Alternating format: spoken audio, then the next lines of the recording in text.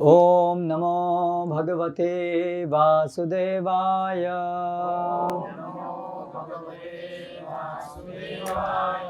ओम नमो भगवते वासुदेवाय।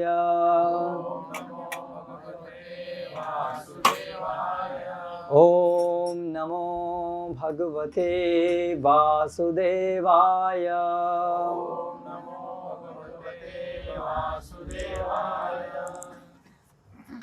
आज हम चर्चा करेंगे श्रीमद् भगवद गीता यथारूप अध्याय 14 प्रकृति के 3 गुण, श्लोक क्रमांक 3। हरे कृष्णा कृष्णा कृष्णा हरे हरे। हरे राम राम राम हरे हरे। ये सब पहले हो जाना चाहिए।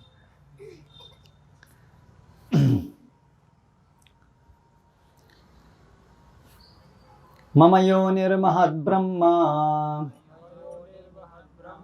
तस्मिन् गर्भं दधाम्यहम् संभवः सर्वभूतानां ततो भवति भारत। अनुवाद एवं तात्पर्य द्वारा कृष्ण कृपा मूर्ति श्री श्रीमद् अभय चरणारविंद भक्ति वेदांत स्वामी श्रील प्रभुपाद। हे भरतपुत्र, ब्रह्म नामक समग्र भौतिक वस्तु जन्म का स्रोत है और मैं इसी ब्रह्म को गर्भस्थ करता हूँ, जिससे समस्त जीवों का जन्म संभव होता है। तात्पर्य, यह संसार की व्याख्या है। जो कुछ घटित होता है वह क्षेत्र अर्थात शरीर तथा क्षेत्रज्ञ अर्थात आत्मा के संयोग से होता है। प्रकृति और जीव का यह संयोग स्वयं भगवान द्वारा संभव बनाया जाता है। महत्तत्व ही समग्र ब्रह्मांड का संपूर्ण कारण है और भौतिक कारण की समग्र वस्तु, जिसमें प्रकृति के 3 गुण रहते हैं, कभी कभी ब्रह्म कहलाती है। परम पुरुष इसी समग्र वस्तु को गर्भस्थ करते हैं, जिससे असंख्य ब्रह्मांड संभव हो सके हैं। वैदिक साहित्य में मुंडक उपनिषद 1:1-9 इस समग्र भौतिक वस्तु को ब्रह्म कहा गया है। तस्मादेतत् ब्रह्म नाम रूपन्नं च जायते। परम पुरुष उस ब्रह्म को जीवों के बीजों के साथ गर्भस्थ करता है। पृथ्वी जल अग्नि वायु आदि 24 तत्व भौतिक शक्ति हैं और वे महत ब्रह्म अर्थात भौतिक प्रकृति के अवयव हैं। जैसा कि 7वें अध्याय में बताया जा चुका है कि इससे परे एक अन्य परा प्रकृति जीव होती है। भगवान की इच्छा से यह परा प्रकृति भौतिक यानी अपरा प्रकृति में मिला दी जाती है, जिसके बाद इस भौतिक प्रकृति से सारे जीव उत्पन्न होते हैं। बिच्छू अपने अंडे धान के ढेर में देती है और कभी कभी यह कहा जाता है कि बिच्छू धान से उत्पन्न हुई, लेकिन धान बिच्छू के जन्म का कारण नहीं। वास्तव में अंडे माता बिच्छू ने दिए थे। इसी प्रकार भौतिक प्रकृति जीवों के जन्म का कारण नहीं होती। बीज भगवान द्वारा प्रदत्त होता है और वे प्रकृति से उत्पन्न होते प्रतीत होते हैं। इस तरह प्रत्येक जीव को उसके पूर्व कर्मों के अनुसार भिन्न शरीर प्राप्त होता है, जो इस भौतिक प्रकृति द्वारा रचित होता है। इसके कारण जीव अपने पूर्व कर्मों के अनुसार सुख या दुख भोगता है। इस भौतिक जगत के जीवों की समस्त अभिव्यक्तियों के कारण भगवान हैं। ओम ज्ञानतिमिरान्धस्य ज्ञानञ्जनशलाकया चक्षुरुन्मीलितं येन तस्मै श्रीगुरवे नमः। श्रीचैतन्यमनोभीष्टं स्थापितं येन भूतले स्वयं रूप कदा मह्यं ददाति स्वपदान्तिकं। वन्देऽहं श्रीगुरो श्रीयुतः पदकमलं श्रीगुरून् वैष्णवांश्च श्रीरूपं साग्रजातं सहगणरघुनाथान्वितां तं सजीवं साद्वैतं सावधूतं परिजनसहितं कृष्णचैतन्यदेवं श्रीराधाकृष्णपादान् सहगणललिता श्रीविशाखान्वितांश्च।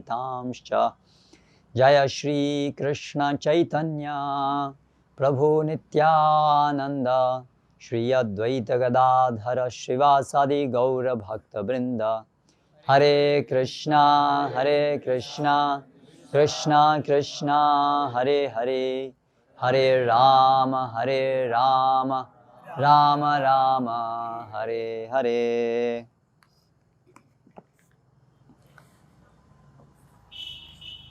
मम योनिर्महद्ब्रह्म तस्मिन् गर्भं ददाम्यहं संभवः सर्वभूतानां ततो भवति भारत।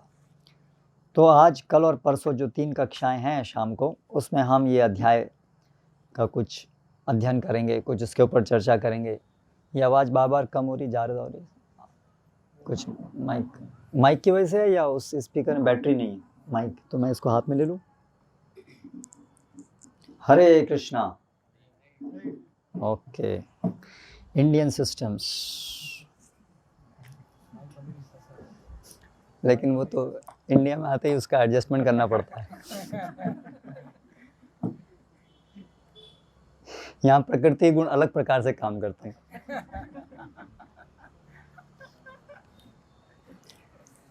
तो ये 3 दिनों में हम कुछ चर्चा करेंगे प्रकृति के 3 गुणों के ऊपर। क्यों करेंगे?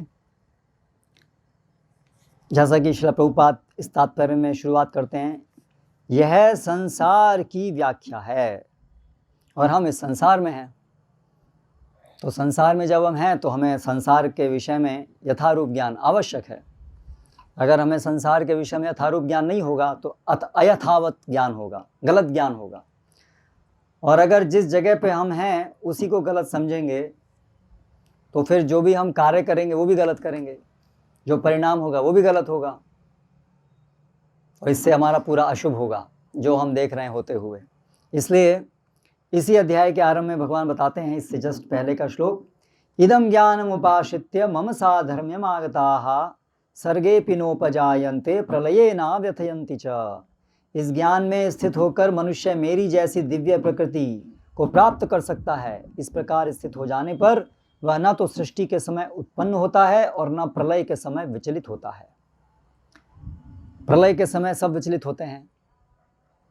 देखिए किसी ने प्रलय किसी ने देखी है? नहीं, किसने नहीं देखी प्रलय? हाँ, कोरोना। तो देखने के लिए आंखें चाहिए, बाकी ये सब तो हो ही रहा है। हर क्षण प्रलय हो रही है, अलग अलग स्तर पे। प्रलय मतलब मरना। तो हमारे शरीर मरते रहते हैं, हर समय शरीर मर रहा है। अभी परम पूज्य भक्ति विकास स्वामी महाराज का वो एक बर्थ ऑफ डेथ, मृत्यु का जन्म, तो जैसे ही बच्चे का जन्म होता है तो वास्तव में प्रभुपाद जी बोलते हैं वास्तव में मृत्यु का जन्म हुआ है। तो एक एक दिन, हर दिन एक मृत्यु है। तो प्रलय है, हर दिन हम देख रहे हैं प्रलय। हाँ, कोरोना के समय में थोड़ा एक बड़े स्तर पे देखने को मिलती है, तो ज़्यादा ड्रामेटिक हो जाती है, ज़्यादा उससे स्ट्राइक होता है। कम बुद्धिशाली लोगों को भी वो दिखने लगती है प्रलय।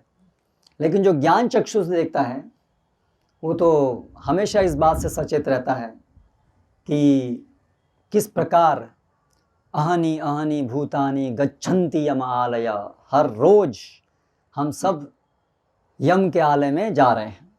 तो इसीलिए भगवान कह रहे हैं ये विषय जो सो समझ लेगा कि ये संसार कैसे यहाँ पर उत्पन्न हो रहा है, कैसे ये संसार उत्पन्न होता है, कैसे ये चलता है, कैसे ये प्रलय होता है, इसको समझ लेगा और कैसे इन सब से वो अतीत जा सकता है, जन्म मृत्यु के चक्र से हम कैसे जा सकते हैं परे, ये सब विषय को जान लेगा, फिर वो प्रलये ना व्यथयन्ति च, फिर वो प्रलय के समय व्यथित नहीं होगा, चाहे किसी दूसरे की प्रलय हो चाहे अपनी प्रलय हो। तो हम देखें कि कोरोना समय में विशेष रूप से लोगों ने बहुत नज़दीक से मृत्यु को सामान्य रूप से देखा। बहुत लोग, सब परिवार में, घर में कोई ना कोई मर रहा है, एक ही घर में कई लोग मर रहे हैं। तो बहुत एक ऐसा माहौल था सेकेंड वेव के समय में, जिसमें कि आसानी से ये विषय दिख रहा था कि मृत्यु बहुत सामान्य चीज़ है, सब जगह है। और इस बात पर सोचने के लोग मजबूर भी हुए कि हमारे जो भी प्रयास हैं वो कितने छोटे हैं, हमारा पूरा विज्ञान कितना छोटा है। एक छोटे से वायरस के आगे घुटने हम लोगों को टेकने पड़े हैं। तो बहुत व्यथित थे लोग, चिंताग्रस्त थे, अभी मेरा क्या होगा, और लोग अभी भी उससे बाहर नहीं निकले हैं। लेकिन अगर हम भगवत गीता के इस ज्ञान को आत्मसात करेंगे, समझेंगे और उसके अनुसार जिएंगे, तो फिर हम ये सब जो चिंताएं हैं, चिंताम अपरिमेयाम ते प्रलयांतम उपासिता, वहां पर भी ये शब्द है प्रलयांतम, मरते दम तक, मरने की तो बड़ी चिंता ही, पर उससे पहले भी बहुत बहुत सारी चिंताएं हैं जिससे अज्ञानी लोग ग्रस्त रहते हैं। तो इसलिए यदि हम श्रीमद् भगवत गीता के संदेश को सही प्रकार से समझ पाएंगे तो फिर हम समस्त प्रकार की चिंताओं से मुक्त हो सकते हैं। तो कितना बड़ा फायदा है। इसलिए श्रीमद् भगवत गीता हम सभी के लिए मूल पाठ्य पुस्तक है। इस संसार में जितनी भी वर्तमान समय में जो अलग अलग चीजें हम लोग सुन रहे हैं, कोरोना न्यूज़ हर दिन आती है, कोरोना न्यूज़, आज ग्राफ इतने केस नहीं निकले, लेकिन वास्तव में श्रीमद् भगवत गीता ये सबसे महत्वपूर्ण ज्ञान है, जिसके बाद ठीक है बाकी चीज़ों का भी कुछ आवश्यकता है, लेकिन इस ज्ञान के बिना बाकी जो भी कुछ ज्ञान हम अर्जित कर रहे हैं उसका कोई औचित्य नहीं है, क्योंकि उस सब कुछ जानने से अंततः क्या प्राप्त होगा? जन्म मृत्यु से छुटकारा मिलेगा, चिंताओं से छुटकारा मिलेगा, वैक्सीनेशन आएगा, उसके बाद भी कोरोना अगर रुक भी गया तो उसके बाद कुछ और आएगा, जरूर आएगा, मृत्यु तो होनी है, कोरोना से हो कि किसी और चीज़ से हो। इसलिए वास्तव में जो भी हम अन्य प्रयास कर रहे हैं उसका कोई अगर थोड़ा सा भी शांत बुद्धि से या शुद्ध बुद्धि से कोई देखे तो अंततः वो सब व्यर्थ है, व्यर्थ की चीजें। इसलिए पराभावस्तावद अबोध जाता यावन न जिज्ञासत आत्म तत्व, इसलिए जब तक आत्म तत्व की जिज्ञासा नहीं की जाए बाकी सारी जिज्ञासाएं करने पर भी वो सब व्यर्थ हैं। तो इसलिए हम ये अध्याय के ऊपर कुछ चर्चा करेंगे, क्योंकि यहाँ पर स्वयं भगवान श्री कृष्ण बता रहे हैं इस संसार के विषय में, क्योंकि भगवान मतलब जो सृष्टिकर्ता हैं। हमारे वैज्ञानिक इस विषय के ऊपर बहुत समय से विचार तो कर रहे हैं इस संसार की व्याख्या करने के लिए, लेकिन अगर उनकी जो भी व्याख्या वो कर पा रहे हैं वो हम देखें तो वो सब ये एक श्लोक में जितनी जानकारी दी है, अगर इसको कोई समझ ले, श्रद्धापूर्वक इसको स्वीकार कर ले, ग्रहण कर ले, अपना ले, तो उससे जो फायदा मिलेगा वो पूरे विज्ञान के अंदर जितनी भी हमने आज तक प्रगति की है 200 साल में, वो इस ज्ञान के नज़दीक तक भी नहीं पहुंच पाए, बल्कि समझेंगे तो विज्ञान से ज़्यादा लोगों को दूर ले गए हैं, इस सरल समझ से लोगों को और दूर ले गए। यहाँ बहुत सरलता से भगवान बताएं ये संसार कैसे आया है, कैसे बना है संसार, बड़ा सरलता से बताया है। क्या बताया है? मम योनिर्महत ब्रह्म तस्मिन् गर्भम ददाम्यहम। ये जो भौतिक संसार हम देख रहे हैं इसमें भौतिक तत्व हैं।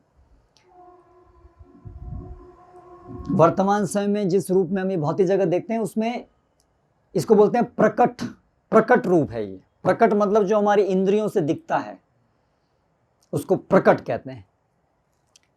तो यहाँ पर प्रकट रूप के अंदर 24 अलग अलग तत्व हैं जिससे अलग अलग रूप बने हैं। ये सब पृथ्वी, जल, वायु, आकाश, अग्नि, ये सब पंच महाभूत हैं और सूक्ष्म हैं, मन, बुद्धि, अहंकार। ये 8 तत्वों से हर भौतिक चीज बनी है।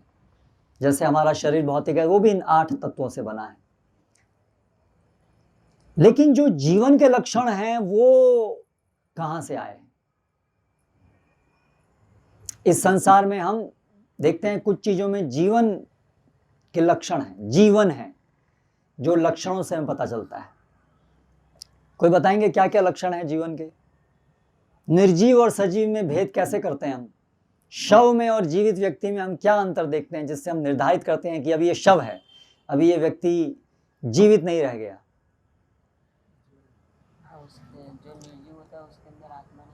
अरे देखिए आपने उसके अंदर, हम कह रहे हैं जो दिखता है वो बताना है, जो बोलता नहीं है। वो एक चीज है जो हम देख सकते हैं ना, बोलता नहीं, आत्मा तो दिखती नहीं ना, अभी पता कैसे लगाएंगे? बात तो वही हो रही है ना कि कैसे हम पता चलाएंगे, वो तो उसका कारण हो गया, लेकिन हम कैसे पता चलाएंगे, है ना? तो एक है कि वो बोलता नहीं है और ठीक है, बोल नहीं पाता, चल नहीं पाता, नहीं सही बात है, और खा नहीं पाता, सही बात है। तो ये सब क्रियाएं, इंद्रिय क्रियाएं नहीं होती हैं, और ज्ञान लेने की क्रियाएं, अनुभव भी नहीं होता है ना। कुछ छुएंगे, कुछ मारेंगे, काटेंगे तो उसको कुछ प्रतिक्रिया नहीं दिखेगी, क्योंकि इससे हम अनुमान लगा सके जो कोई अनुभव नहीं हो रहा है। फिर इच्छा शक्ति नहीं है, इच्छा शक्ति नहीं है। एक जगह बैठा है, शव पड़ा हुआ है तो वहीं का वहीं रहेगा, इच्छा शक्ति नहीं है। तो ये सब कुछ लक्षण हैं जिससे हम समझते हैं कि ये अभी निर्जीव है, जिनकी अनुपस्थिति से। तो वो और फिर जीवन के लक्षण हम देखते हैं। तो ये दो प्रकार की चीज़ें हम लोग, दो प्रकार के चीज़ हम देखते हैं, निर्जीव और सजीव। तो क्या ये जो जीवन के लक्षण हैं उसका स्रोत क्या भौतिक पदार्थ ही हैं? ये हमारे वर्तमान समय के वैज्ञानिक बार बार हमें ये विश्वास दिलाने पर तुले हैं कि ये जो भी जीवन के लक्षण आपको दिखते हैं, जिसको हम चेतना कहते हैं, वो सब अंततः केवल भौतिक पदार्थों के संयोग से ही उत्पन्न हो रही है। उसमें इसके अलावा, भौतिक पदार्थों के अलावा और कुछ नहीं है। केवल भौतिक पदार्थ का ही एक विशेष संगठन, विशेष संयोजन के कारण ये जीवन लक्षण है। यानी कि जीवन ऐसा कुछ है नहीं, केवल जीवन जैसा कुछ है। वास्तव में जीवन नहीं है, जीवन जैसा है। Like alive, almost it's like alive. ऐसा लगता है जैसे कि वो जीवित है, वास्तव में कोई जीवित जैसी कोई चीज़ है ही नहीं, सब मृत ही है। ऐसा हमें वैज्ञानिक जो हैं हमें कहते हैं। लेकिन अगर हम देखें तो अगर इस बात को स्वीकार किया जाए, अथ चैनम नित्य जातम नित्यम वा मन्यसे मृतम तथापि तुम महाबाहो नहीं तुम शोचितुम अर्हसि। अगर भगवान कहते हैं अर्जुन का, तुम सोचते हो कि ये नित्य जन्म होता है, नित्य मरण होता है, अर्थात सब कुछ भौतिक ही है, तो भी तुम्हें फिर क्या चिंता करने की जरूरत है? कोई मर रहा है, कोई जी रहा है। लेकिन हम देखते हैं पूरे हमारे समाज में जो इस आधुनिक विचार से चल रहा है, तो बहुत बड़ी बात है ना। कोई किसी का मर्डर कर दे तो बहुत बड़ी बात है ना। तो क्यों बड़ी बात होनी चाहिए? अगर वास्तव में जीवन मृत कोई ऐसा बड़ा अंतर है ही नहीं, तो फिर इतना बड़ा उसका इशू क्यों बनाने का कि किसी ने किसी को मार दिया? भाई पहले से ही मरा हुआ ही था, वो तो केवल क्षणिक रूप से वो लग रहा था कि जीवित है, तो वो तो मरा हुआ ही था। तो जिसको लग रहा था मरा हुआ, उसको दिखा दिया मरा हुआ, तो इसमें इतनी बड़ी क्या बात होगी? इसको इतना बड़ा क्यों लेने का? तो इस तरह से संसार में लोग काम उस प्रकार से नहीं करते हैं, उस स्तर पे जो उनकी थ्योरी है। बोलते कुछ हैं लेकिन करते दूसरी प्रकार से काम। तो इसलिए ये तर्क संगत नहीं है अगर हम थोड़ा सा विचार करें तो। और फिर सृष्टि का सृजन कैसे हो, इसके विषय में भी जो उनके विचार हैं वो बहुत तर्कहीन लगते हैं। जैसे कि एक बड़ा विस्फोट हुआ, एक समय पर बड़ा विस्फोट हुआ। किस चीज़ में विस्फोट हुआ? कुछ चीज़ रही होगी जिसमें विस्फोट हुआ, उसके विषय में वो कुछ नहीं कह पाते हैं, क्योंकि विस्फोट हुआ उसके आगे का बारे में कुछ बोल पाते हैं, क्योंकि विस्फोट होने के लिए भी कुछ नियम चाहिए ना। विस्फोट नियम से होता है, बिना नियम के विस्फोट नहीं होता है। हम तो पटाखा में आग लगाते हैं, फट जाता है, सोचते हैं बस फट गया, लेकिन बहुत सारी चीज़ वहाँ हो रही हैं, करेक्ट। बहुत सारे नियम उसमें लग रहे हैं। अग्नि कैसे, उसका एक तापमान है जिसमें आकर के वो उसके अंदर जो बारूद है वो उतने टेम्परेचर पे आने पर उसमें एक क्रिया होती है, केमिकल रिएक्शन होता है, उससे अग्नि प्रोड्यूस होती है और वो गैस प्रोड्यूस होती हैं और वो विस्तृत होती हैं, उसका एक्सपेंशन होता है और उससे वो हम क्या बोलते हैं, पटाखा फटा। लेकिन फटने के लिए एक स्थान चाहिए जिसमें वो फैलेगी गैस, करेक्ट। वो स्थान कहाँ से आया? हम लोग तो we take it for granted, correct. स्थान तो है ही, स्थान का बनाने का क्या मतलब, स्थान है ही, करेक्ट। तो एक अबोध बालक को ऐसा लग सकता है हाँ ये तो है ही, लेकिन वास्तव में इसका उद्गम कैसे हुआ? तो विज्ञान का ये विषय है कि कैसे एक समय ये भी एक शक्ति है, स्पेस, ये भी एक शक्ति है। क्योंकि इसके अंदर नियम लागू हो रहे हैं ना इसके अंदर। तो ये शक्ति है, ये ऐसे नहीं है, ये कुछ भी नहीं है, it's not nothing, it is something very special, ये बहुत विशिष्ट है ये स्पेस। तो ये कैसे आया? तो अभी अगर उनको ये बोलना है वैज्ञानिकों की सब चीज विस्फोट हुआ, तो विस्फोट से पहले ही तो बहुत सारे सब नियम होंगे ना, तभी तो विस्फोट हुआ। विस्फोट के आगे कैसे सब एक एक करके चीज बनी, वो सब समझाने के लिए पहले नियम था। लेकिन प्रश्न तो यही आके रुक जाता है कि वो नियम कैसे बने, वो सब नियम बने कैसे, और वो जिस वस्तु में विस्फोट हुआ वो वस्तु कहाँ से आई। तो अंततः वैज्ञानिक लोग भी इस बात को स्वीकार करते हैं कि इस चीज का उनके पास कोई ठोस उत्तर नहीं है कि ये अल्टीमेटली वो सब कैसे आया। एक स्तर से वो शुरू करते हैं, यहां से आगे का हम सोच सकते हैं कैसे आया, लेकिन इसके पहले का वो अभी भी नहीं पता। तो फिर तो बात तो फिर आके वहीं रुक गई, अंततः कैसे आया सब। लेकिन यहां पर भगवान श्री कृष्ण बता रहे हैं कि ये जो इस प्रकट जो हम संसार देख रहे हैं, उससे पहले एक स्थिति थी अप्रकट अवस्था, व्यक्त अव्यक्त, अव्यक्ताद व्यक्तयः सर्व प्रभवन्ति अहर आगमे रात्र्यागमे प्रलीयन्ते तत्रैवाव्यक्त संज्ञके। कितना भगवद्गीता में कितना स्पष्ट, कम से कम ये देख के लगता है कि ये विज्ञान है, और विज्ञानियों की भाषा सुन के लगता है कि ये सब गड़बड़ घोटाला है, गोल गोल गोल गोल गोल, है ना। अव्यक्ताद व्यक्तयः सर्व, अव्यक्त से सब कुछ व्यक्त होता है। प्रभवंती अहर आगमे, जैसे ही ब्रह्मा का दिन होता है उस समय अव्यक्त से व्यक्त होता है, और फिर दोबारा से प्रलय आने पर ये फिर वापस प्रकट से अप्रकट अवस्था में चला जाता है। तो इस तरह से हम देखते हैं कि इस भौतिक जो संसार है उसकी दो अवस्थाएं हैं, एक प्रकट और एक अप्रकट, या व्यक्त और एक अव्यक्त। व्यक्त अर्थात जिसको साक्षात अक्षरः इंद्रियों से परसीव किया जा सकता है, इसको अनुभव किया जा सकता है, वो रूप जिसमें विविधताएं हैं। और उससे पहले का एक स्तर जिसमें सब कुछ अव्यक्त है, जिसको परसीव, जिसको हम इंद्रियों से अनुभव नहीं कर सकते, ऐसी अवस्था, उसको अव्यक्त अवस्था कहते हैं। तो ये जो महत योनि है, महत योनि, भगवान कहते हैं मम योनिर, ये मेरी एक शक्ति है। योनि मतलब जहां से बच्चे का जन्म होता है, तो उसी प्रकार से इस भौतिक जगत में हर शरीर, जीव का जो शरीर है जहां से वो सब उत्पन्न होते हैं, उसको महत योनिर कहा गया है, जिसको महत तत्व भी कहते हैं।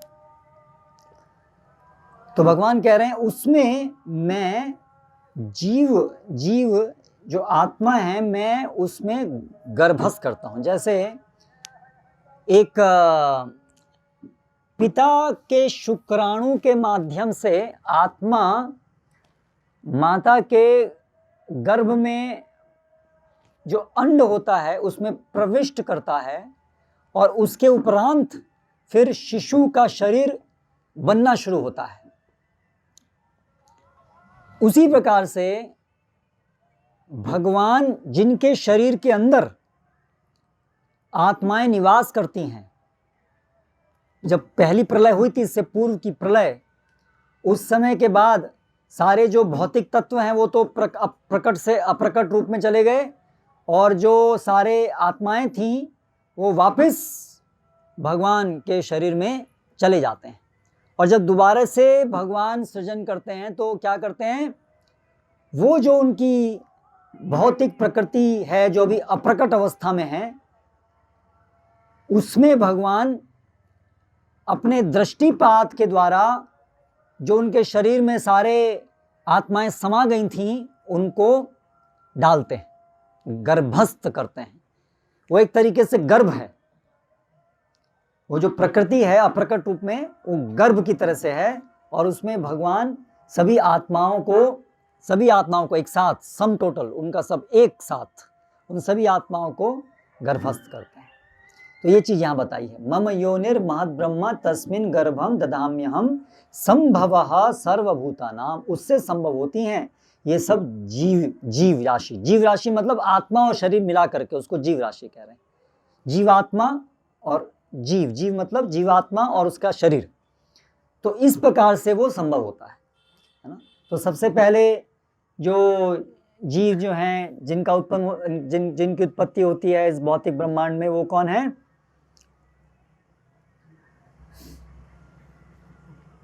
जम्भाई लेते समय हाथ रख के जम्भाई लेनी चाहिए, ब्रह्मांड का दर्शन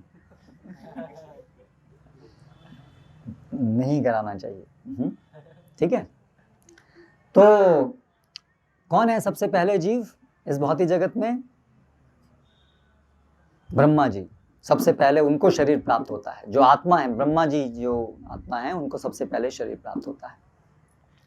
और फिर उसके बाद धीरे धीरे हम सबको, देवताओं को और सब अलग अलग प्रकार की योनि जो है वो बनती हैं, अलग अलग प्रकार की शरीर बनते हैं। और जो पहले पूर्व प्रलय में जो जिस कर्मफल जहाँ तक उसके जितने शेष थे उसी के अनुरूप उसको शरीर प्राप्त होता है। कंटिन्यूटी मेंटेन होती है। एक ब्रह्मा के एक दिन से दूसरे दिन में, और इवन पूरे ब्रह्मा की एक आयु से दूसरी आयु में भी जो जीव हैं वो जहाँ कर्मफल का जो उनको भी बाकी है लेना, या जो भी उनका कर्मफल था उसके अनुसार उनको आगे शरीर मिलता है। तो इस प्रकार से देखिए कितना बड़ा आयोजन है। आप सोचिए, हमको एक छोटे से इस कस्बे को चलाने के लिए कितने सारे आयोजन करने पड़ते हैं, और भगवान ये सारा आयोजन, कितने अनगिनत जीव हैं। आप देखिए अभी यहीं पर कितने सारे मच्छर घूम रहे हैं। इनको ये शरीर क्यों मिला?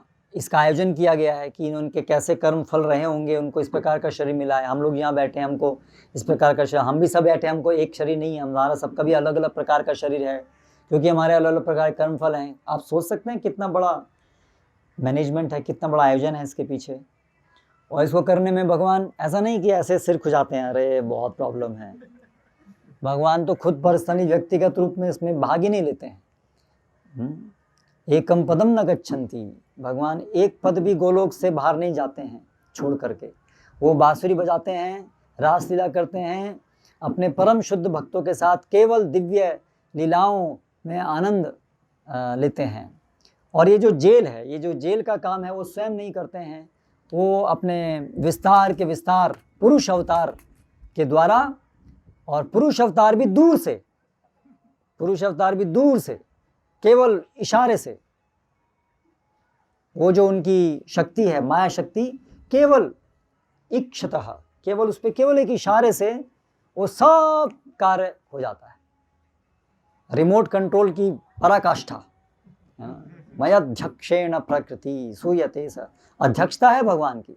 लेकिन न च माम तानि कर्माणि निबध्नन्ति धनंजय, लेकिन ये सब कार्य मुझे, भगवान बोलते हैं मुझे नहीं मानते हैं। भगवान इसमें व्यक्तिगत रूप से थोड़ा सा भी भाग नहीं लेते हैं, केवल उनकी इच्छा मात्र से ये सब कहा जा सकता। तो क्या ये चीज़ बार बार हमें सोचनी चाहिए कि भगवान कितने महान हैं। यहाँ हम मोदी जी को देख रहे हैं, अभी पूरे उनके बाल सफ़ेद हो गए, दाढ़ी बड़ी हो गई है, पूरा करते करते कार्य हैं।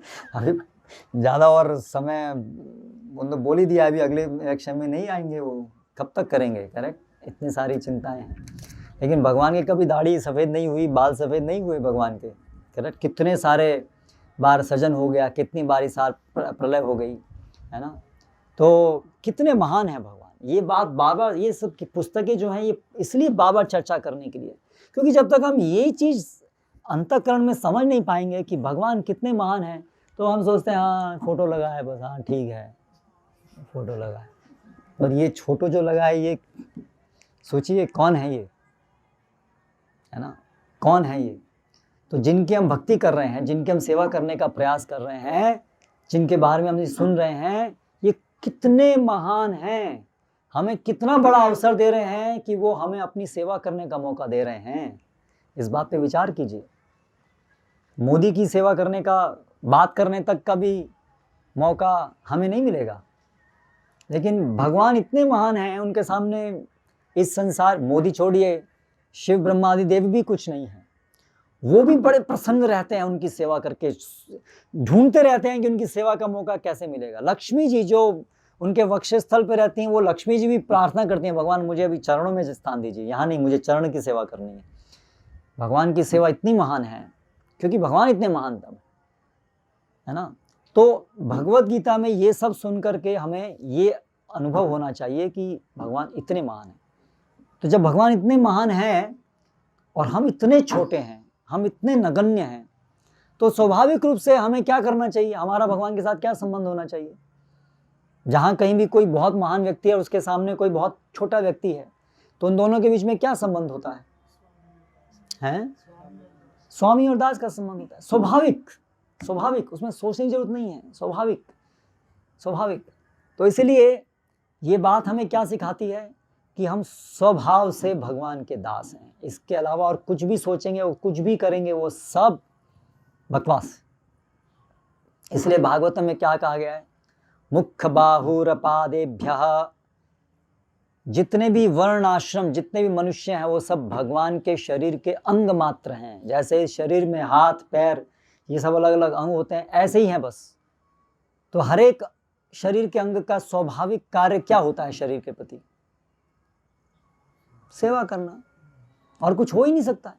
ये उंगली है, इसका केवल और केवल कार्य शरीर की व्यवस्था के अनुसार कार्य करना है।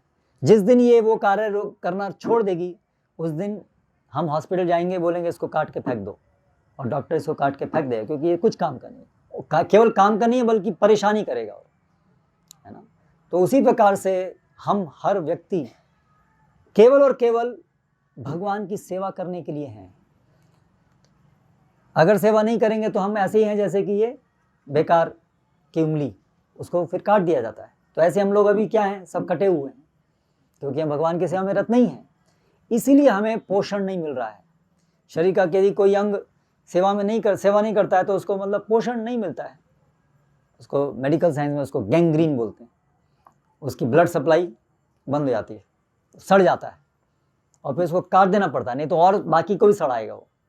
तो उसी प्रकार से जो भी भगवान के साथ पूरा सेवा में संलग्न नहीं है, वो सब बीमार हैं। तो इसलिए संसार में कितने लोग बीमार हैं, कितने लोगों को कोरोना हुआ? बहुत कम को, लेकिन बीमार कितने हैं? सब बीमार है, सब बीमार है, 100% बीमार है।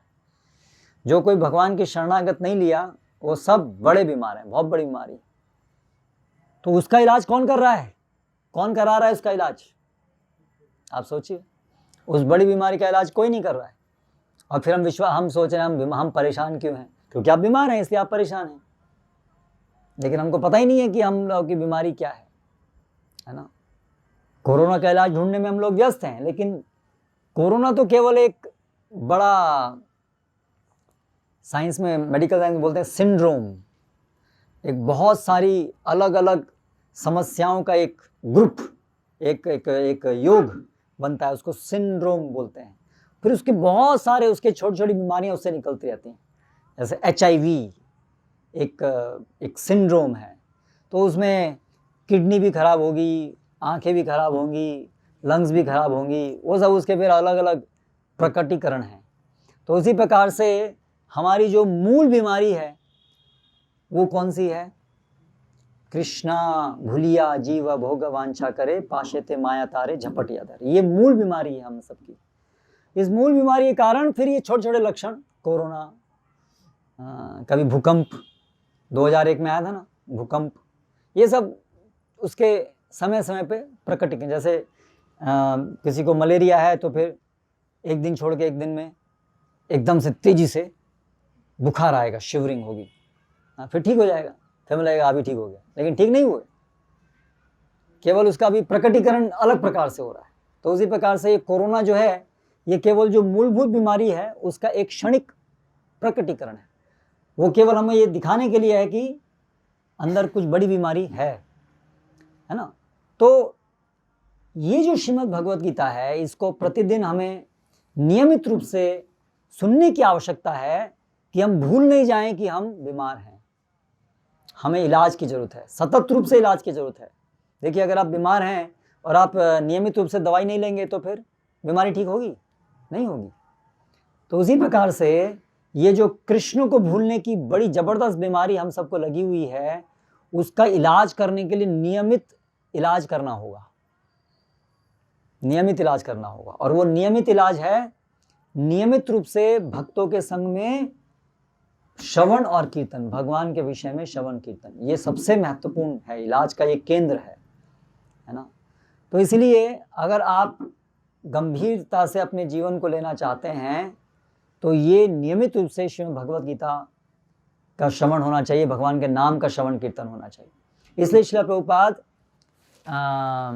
चाहते थे कि नियमित रूप से भगवद गीता कक्षा हो, और श्रील प्रभुपाद ने ये सब पुस्तकें लिखी हैं इसीलिए कि हम अपने हिसाब से, जो हमारा समय जब जब है उसके हिसाब से हम ये ग्रंथों को पढ़ सकें और उस श्रवण कीर्तन के माध्यम से हम नियमित रूप से अपना इलाज कर सकें। तो आप में से कितने लोग नियमित रूप से कोई नियम लेकर के, नियमित मतलब कोई नियम लेकर के ये भगवद गीता पढ़ते हैं? 1 2 3 4 5, आशा है ब्रह्मचारी लोग तो पढ़ते होंगे या नहीं?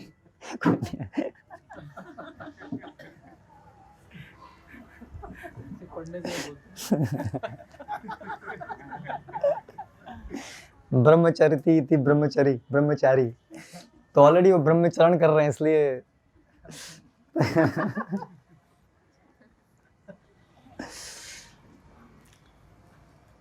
तो कुछ प्लान कीजिए, विचार बनाइए कि नियमित रूप से कैसे श्रवण। जो लोग नियमित रूप से भगवद गीता प्रभुपाद के पुस्तकों का श्रवण करते हैं उनका प्रगति बहुत स्थिरता से होता है।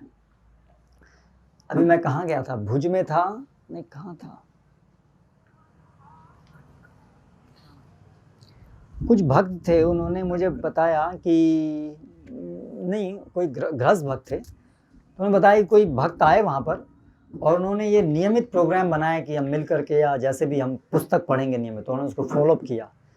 तो जब से उन्होंने ये नियमित रूप से, हाँ वो बता रहे थे भक्त कि मैं 10 साल से जुड़ा हुआ हूँ और ये इनके इन प्रकार, कभी आता था मंदिर, कभी नहीं आता था, और जानता हूँ मैं इसको, लेकिन हाँ यहाँ जामनगर में थे, जामनगर में भक्त थे, लेकिन एक भक्त के, गृहस्थ भक्त के इंसिस्ट करने पर फिर उन्होंने पिछले 2 साल से नियमित रूप से प्रभुपाद के पुस्तक पढ़ना शुरू किया। तो तभी से उनको स्थिरता आई, सब क्लियर हुआ और स्थिर रूप से भी जप करना, और लगा भी मैं प्रगति कर रहा हूँ। नहीं तो उससे पहले वो भक्तों का संपर्क है, हाँ इस्कॉन में हम है, इस्कॉन में हम है, इस्कॉन में हम है, चल रहा है। लेकिन अभी जब पिछले 2 साल में उनको अभी फ़र्क पता चला, उससे पहले उनको फ़र्क तो तभी पता चलेगा ना जब कुछ बदलाव होगा, करेक्ट। तो जब ये 2 साल में जब उन्होंने प्रभुपाद की पुस्तक पढ़ी तब उनको पता चला कि वास्तव में पहले जो वो थे उनकी क्या स्थिति थी, कितनी, कोई उसमें कुछ विशेष कुछ नहीं थे, वो संपर्क में थे लेकिन कोई बड़ा लूज कांटेक्ट था लूज कांटेक्ट जैसे है ना, ये अभी कुछ कभी आवाज़ आती है, कभी बंद हो जाती है। तो ऐसे ही अगर हमारा ये नियमित नहीं रहेगा तो भले ही वो अमेरिका का प्रोडक्ट हो, लेकिन वो लूज कांटेक्ट की वजह से कभी आवाज़ आएगी, कभी बंद हो जाएगी। तो ऐसे ही कभी मंदिर में दिखाई देंगे, कभी नहीं दिखाई देंगे, कभी 16 माला, कभी 0 माला, है ना, कभी जोश, कभी ठंडा। लेकिन अगर आप नियमित प्रभुपाद की पुस्तक पढ़ेंगे तो फिर आप देखेंगे आप नियमित हो। तो इसलिए ये आप नियम बनाइए, ये सब पढ़िए, मत सोचिए कि ये सब तो है, ये तो फिलॉसफी बड़ी पता नहीं क्या है, हमें तो बस हरे कृष्णा करना है, बस हमें तो सेवा करनी है। लेकिन आप देखिए परीक्षित महाराज मरणासन अवस्था में ये सब चीज़ें पूछे, मरणासन 7 दिन थे तब जाकर के सब पूछे, सृष्टि का निर्माण कैसे होता है, क्योंकि ये सब चीज़ हमारे लिए सुनना जरूरी है। नहीं तो हम सब चीज़ सस्ते में लेंगे। कृष्ण भी हाँ लगाया, फोटो माला लगाई, हाँ सस्ता, हाँ बहुत सारे फोटो हैं, कृष्ण हाँ कृष्ण है, जानते, सस्ते में लेंगे, हम समझेंगे नहीं कि ये विषय कितना गंभीर है। जो हम कर रहे हैं, जो हमें ये अवसर मिला है वो कितना बड़ा अवसर मिला है हमको, भगवान श्री कृष्ण की सेवा करने का, भगवान श्री कृष्ण के साथ संबंध स्थापित करने का अवसर की बात हो रही है। कितनी बड़ी चीज़ और कितनी महत्वपूर्ण चीज़ है हमारे लिए। नहीं तो इसके बिना ऐसे ही पुनरपि जन्म, कोरोना में किसी को नहीं पता था, कोरोना हुआ अचानक, फिर एक दिन नाम नाम सत्य, राम नाम सत्य हो गया, करेक्ट। तो ऐसा ही है जीवन, जीवन तलमल कमल दल जल जीवन तलमल, जैसे कमल के पत्ते के ऊपर पानी की बूंद ऐसे ही डोलती रहती है, उसका कोई स्थिरता नहीं है, अचानक किस दिन गिर जाएगी। तो ऐसे ही हम लोगों का जीवन है। तो इसीलिए ये सब जो विषय है कि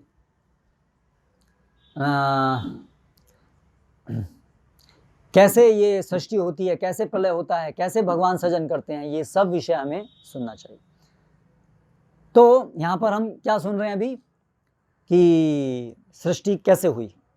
तो अप्रकट से प्रकट भगवान ने अपने नेत्रों से, तो महाविष्णु 3 पुरुष अवतार है। भगवान जब सृजन करना होता है तो भगवान जिस अवतार को लेते हैं, जिस रूप में भगवान होते हैं, उसको बोलते हैं पुरुष अवतार।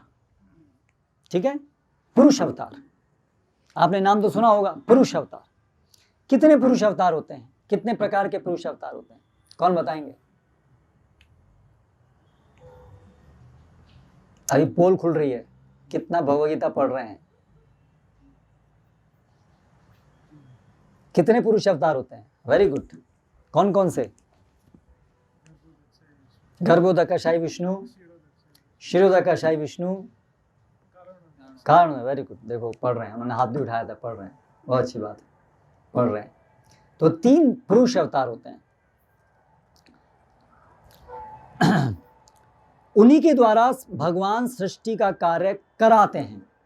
भगवान श्री कृष्ण अपना जो उनका स्वरूप है, मुरलीधर श्याम सुंदर श्री कृष्ण लीला पारायण श्री कृष्ण, वो कहाँ, उनका स्वयं का निवास स्थान कहाँ है?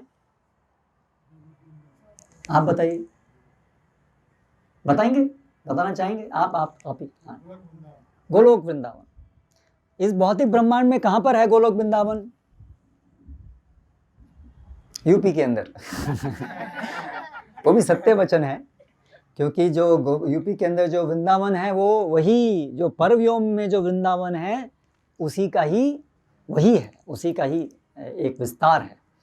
भगवान की कृपा से जो परव्योम में जो भगवत धाम है वो इस भौतिक जगत के अंदर भी उनका रूप प्रकट होता है। अयोध्या, द्वारका, तो आध्यात्मिक जगत, इस भौतिक जगत के परे एक और स्थिति है जिसको परव्योम, परव्योम, इस व्योम के परे, हम यहाँ पर स्पेस की बात कर रहे थे ना अभी, तो ये स्पेस दिख रहा है हमें यहाँ पर, ये सब अभी तो कुछ तारे नहीं दिख रहे हैं क्योंकि एक तो लाइट भी है और ऊपर ऊपर से बादल भी हैं, लेकिन आप देखेंगे बहुत सारे हमें दिखते हैं ना, तारे दिखते हैं इत्यादि, नक्षत्र इत्यादि सब होते हैं। ये सब एक ब्रह्मांड है जिसको हम देख पा रहे हैं, केवल एक ब्रह्मांड, लेकिन ऐसे ऐसे अनगिनत ब्रह्मांड हैं और ये सब ब्रह्मांड मिला करके ये एक भौतिक जगत है और इससे परे परव्योम है, परव्योम जो भौतिक नहीं है। परस्तस्मात् भाव व्यक्तो व्यक्ता सनातन, अव्यक्तो व्यक्ता। हमने बात की ना भी कि इस भौतिक जगत की 2 स्थितियां हैं, कौन कौन सी? व्यक्त और अव्यक्त। लेकिन अव्यक्तो व्यक्ता सनातन, इस व्यक्त और अव्यक्त से परे एक और स्थिति है ना, परस्तस्मात्, पर इससे परे है, जहां पर न तद्भासते सूर्यो न शशांक न पावकः, जहां पर ये भौतिक सूर्य, ये भौतिक चंद्रमा इत्यादि जहां नहीं है, तो ऐसी की स्थिति है। तो ऐसे परव्योम में भी जैसे यह नक्षत्र, जैसे सब अलग अलग यहाँ पर तारे, अलग अलग ये सब ग्रह दिखते हैं, वैसे ही वहाँ पर भी बहुत सारे अलग अलग लोक हैं। उस लोकों में भी जो परव्योम का जो ऊपर वाला भाग है, वहाँ पर 3 अलग अलग स्थिति में आध्यात्मिक ग्रह हैं।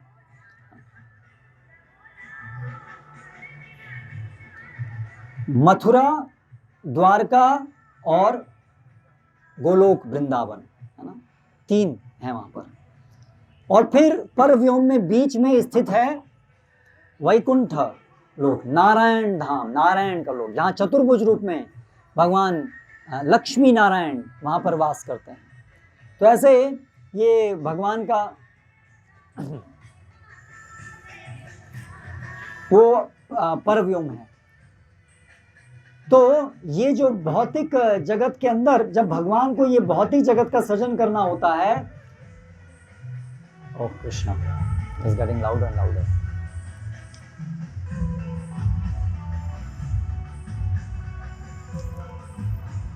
श्रील प्रभुपाद बोलते हैं एक जगह कि सायंकाल में बैठ करके नियमित रूप से भगवत गीता भागवतम का श्रवण करना चाहिए। अगर हम नहीं करेंगे तो ये श्रवण करेंगे।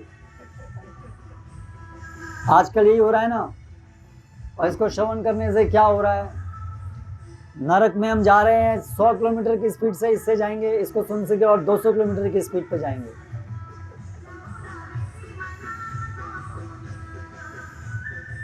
ये कौन से गुण में है? तमोगुण। तो ये भगवत गीता के अध्याय पढ़ने से हमको ये कौन कौन से गुण में कब क्या कार्य, कहाँ क्या हो रहा है, कौन सी चीज है, ये भी समझ में आता है ना। इसलिए भी ये सब बड़ा महत्वपूर्ण है ना। तो हम तुरंत समझ सकते हैं ये तमोगुण है, रजोगुण है, सतोगुण है, और शुद्ध सत्व में क्या है ना। तो ये सब इतना बड़ा महत्वपूर्ण है। तो इस तरह से ये जब पुरुष अवतार उनको बोलते हैं, तो पुरुष अवतार में सबसे पहले जो पुरुष अवतार हैं वो कौन से हैं तीनों में से?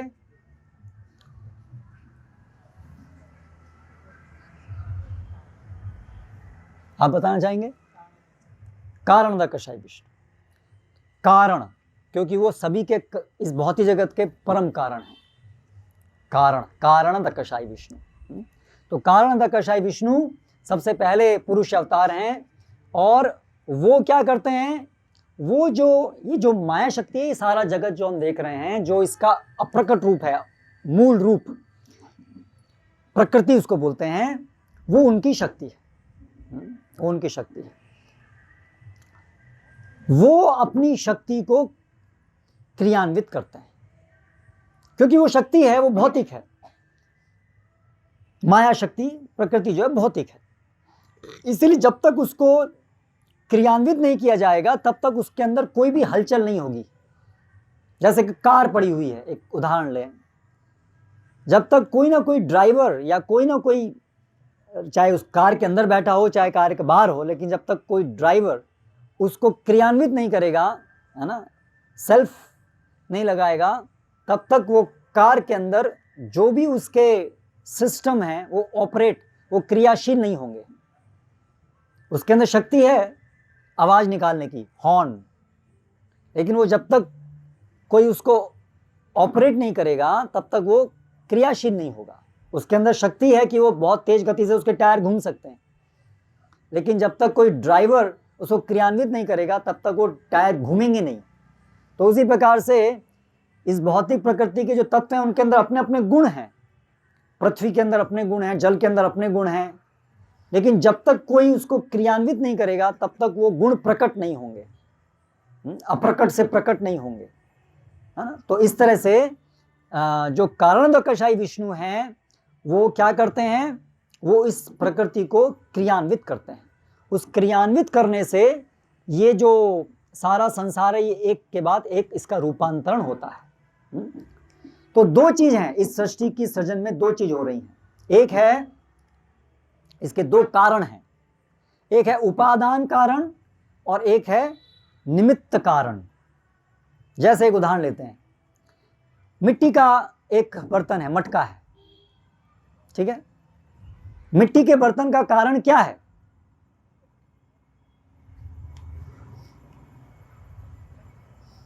बताएंगे? मिट्टी के बर्तन का कारण क्या है? मिट्टी का बर्तन कैसे बना है? हैं? मिट्टी से। किसने उत्तर दिया? मिट्टी से। मिट्टी के बर्तन का कारण क्या है? मिट्टी। बस यही कारण है। मिट्टी तो बहुत सारी पड़ी हुई है। मिट्टी का मतलब गीली मिट्टी, ठीक है।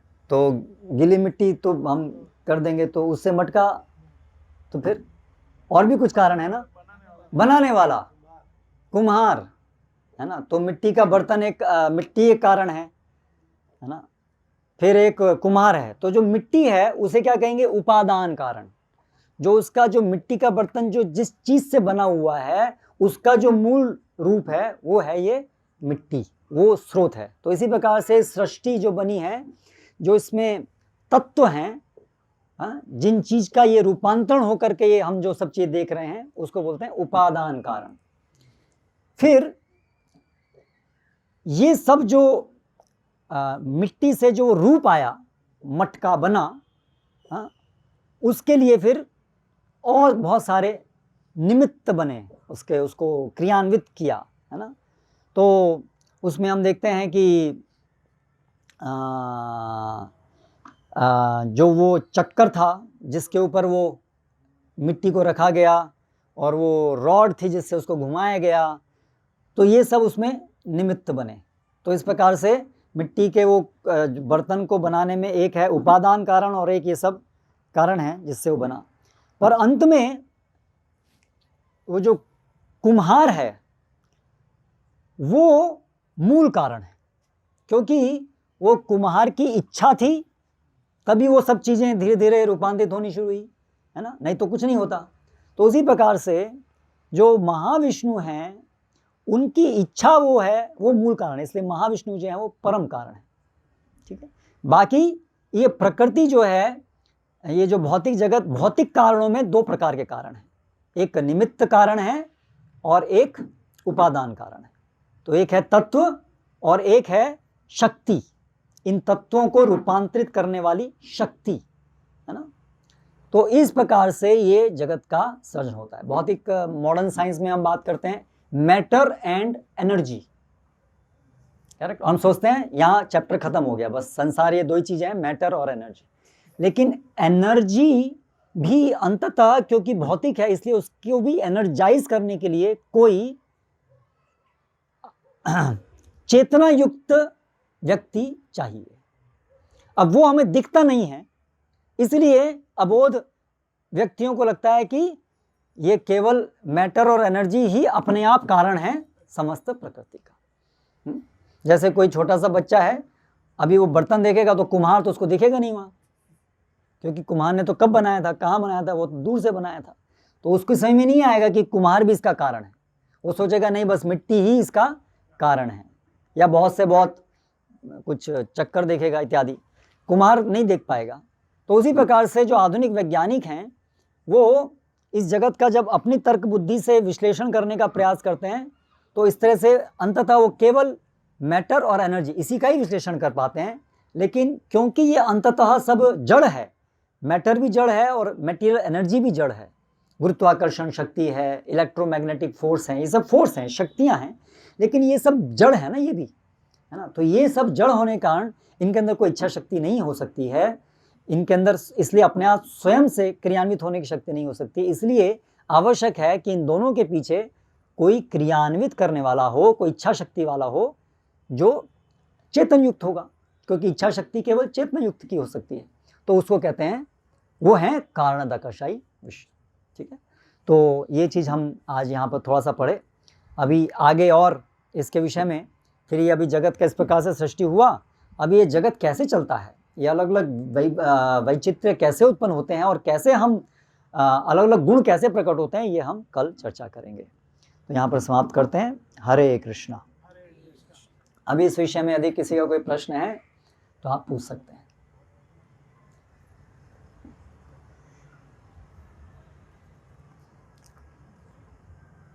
कठिन लगा विषय, कुछ समझ में आया, अंदर गया? ठीक है, कल प्रश्न करेंगे तो समझ में आएगा कितना अंदर गया। आपने ऐसा बोला कि जो गोलोक में भगवान होते हैं वो कभी बाहर पैर भी नहीं रखते, तो जो 5000 साल पहले जो भगवान कृष्ण ने अवतार लिया तो वो मूल स्वरूप में नहीं। भगवान जब यहाँ वृंदावन में आते हैं तो वो वृंदावन और वो वृंदावन तो एक ही है ना। और भगवान जब द्वारका जाते हैं तो वहाँ पर एक्चुअली भगवान जब यहाँ पर भी आते हैं तो बहुत सारे अन्य अवतार भी उनमें जुड़ जाते हैं, अलग अलग कार्य करते हैं। यानी कि बात यह है, जैसे असुर जब असुरों को मारते हैं तो भगवान श्री कृष्ण अपने मूल रूप में असुरों का वध नहीं करते हैं। वासुदेव वो उनका एक और चतुर्व्यूह उसके माध्यम से कराते हैं। मतलब इस स्टेटमेंट में कोई गलती नहीं है कि वो सब कृष्ण ही हैं, क्योंकि वो अंततः तो कृष्ण ही मूल है ना, और सभी जो हैं वो भी सब कृष्ण ही मिलते हैं और कृष्ण के द्वारा विस्तृत होते हैं। तो इस तरह से केवल वो एक गहराई समझ की बात है समझने के लिए, लेकिन उसको ऐसा मत समझिए कि ये अलग कोई व्यक्ति हैं और वो कोई अलग व्यक्ति हैं। वही श्री कृष्ण अपने अलग अलग विस्तार के द्वारा ये सब संभव कराते हैं। तो इस तरह से हम कह सकते हैं कि कृष्ण ही कर रहे हैं। एक तरीके से कहना, जैसे कृष्ण कह रहे हैं मम योनि, मेरी योनि है, तो उसमें कोई गलती नहीं है, दैट्स कृष्णा ओनली। बट ये बात समझने के लिए कि कृष्ण स्वयं व्यक्तिगत रूप से तो नहीं, अपने एक विस्तार से ये सब कार्य कराते हैं। मतलब ये उनके लिए बहुत ही एक उनका ये, हाँ ठीक है, तो यहाँ समाप्त करते हैं। श्रीमद् भगवद गीता की जय, श्रील प्रभुपाद की जय।